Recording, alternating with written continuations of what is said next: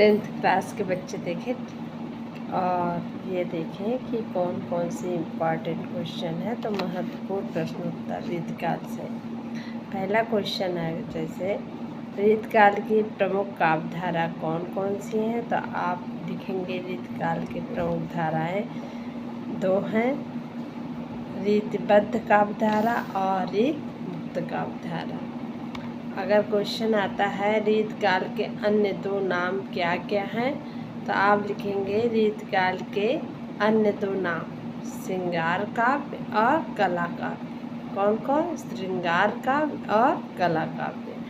अगर क्वेश्चन आता है रीतकाल के दो रीतिबद्ध कवियों के नाम लिखिए, तो आप लिखेंगे रीतकाल के दो प्रमुख कवि केशव तथा चिंतामणि, दो प्रमुख रीतिबद्ध काव्यधारा के कवि हैं।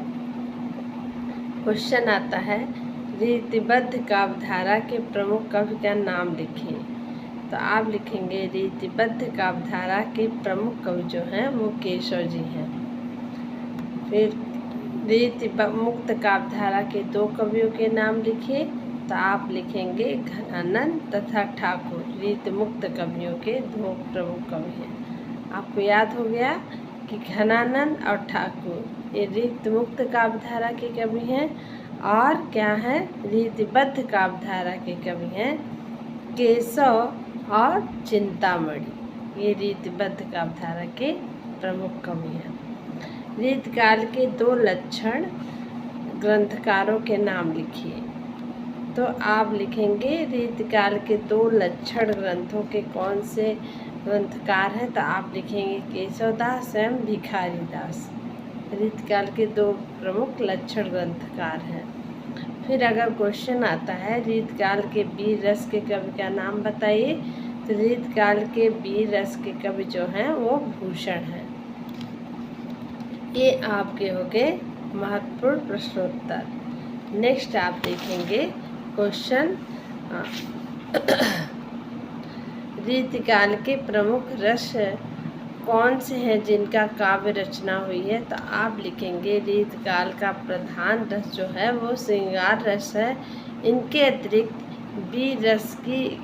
वीर रस में भी भरपूर कथा या काव्य रचना की गई है। अगर क्वेश्चन आता है रीतकाल के दो रचनाओं के नाम लिखिए, तो आप लिखेंगे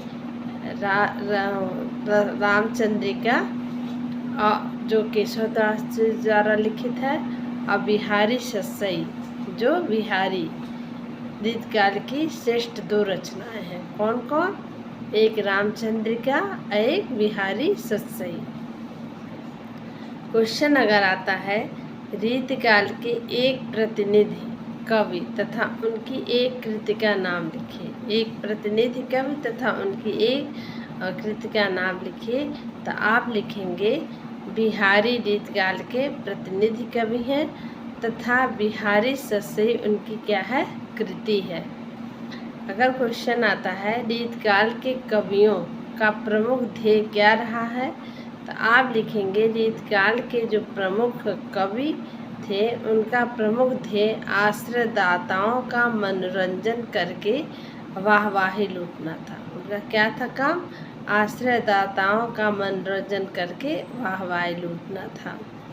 रीतकाल के एक कवि तथा उनकी एक रचना का नाम लिखिए, तो आप लिखेंगे देव रीतकाल के प्रमुख कवि हैं तथा उनकी एक रचना का नाम रस विलास है।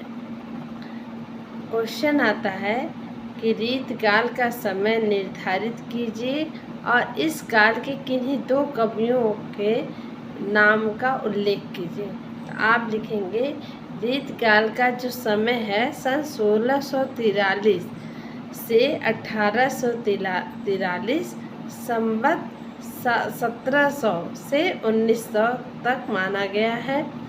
इस अवधि में हिंदी काव्य में रीति की प्रवृत्ति की प्रधानता दी गई है। केशवदास तथा बिहारी इस युग के श्रेष्ठ कवि हैं। केशवदास और बिहारी इस युग के श्रेष्ठ कवि हैं।